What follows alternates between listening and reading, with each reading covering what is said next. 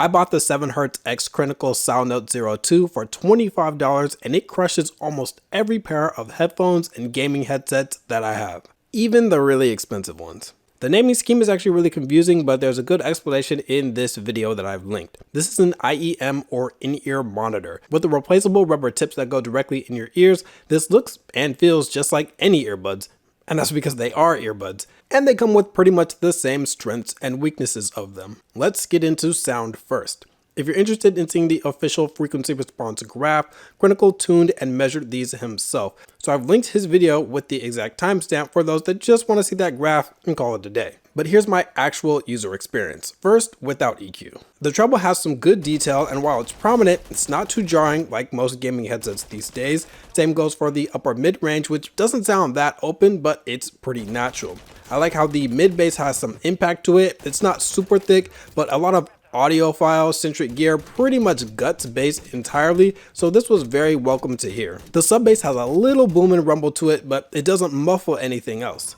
What's most impressive to me about these drivers is their responsiveness to EQ and amplification, because I rarely use headphones in their stock tuning anyway. I use these directly in a PS5 controller, my motherboard, my monitor, my phone, and also the Elgato Wave XLR, and that one really pushes out a ton of volume and it's really clean gain as well. I did need to set them to low impedance mode to eliminate the feedback. So for FPS games, I really had to crank the upper mids up and dip the sub bass. This really helped with footsteps, stuns, and believe it or not, I didn't realize there was so much wind on this map while I was using these stock. The sound separation is excellent, and these easily get into my top 5 for Warzone. Under the Maxwell, H6 Pro, and A50X, but right over the Cloud 3. For editing videos, I keep them stock as the sound is slightly unnatural and tinny in the upper mids, but it is revealing, which has helped me pick out imperfections when I'm recording. Now, it's not quite as revealing as the Maxwell though, which really makes vocal reflections apparent when recording in a suboptimal space like my garage. But the Zero 2 is not as dry as the Maxwell, and it doesn't sound like something is cupped over your ears. I definitely prefer the Zero 2 to the Sony MDR7506 because I feel that device can make unwanted low rumbles in recording spaces go unnoticed because it just has no sub bass at all. For fun, immersive games and music, I turn up the bass a lot, dip the upper mids a little bit, but leave most of the lower mids as is, and dip the treble. This was insanely fun for dead space,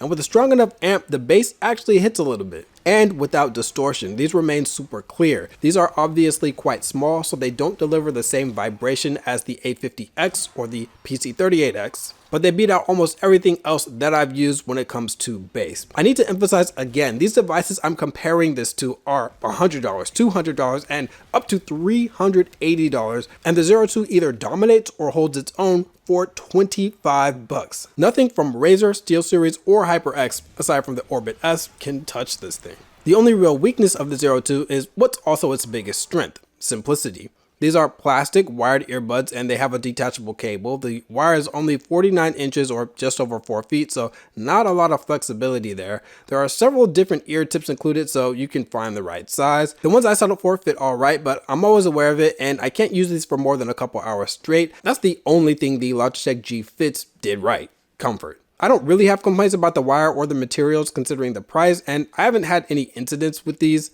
However, the comfort could be better. Ultimately, I highly recommend the Zero 2. And just for the price, it is definitely worth trying over all of the crazy overpriced headphones and headsets on the market today. I feel like this device really justifies what I've been saying for years, which is the gaming headsets and even just consumer headphones and even studio monitoring headphones, almost none of them are actually worth the price that they're charging for them when it comes to performance. Now, of course, there are no fancy features in this. There's no mic, no wireless connectivity, but the Zero 2 is phenomenal in terms of sound quality.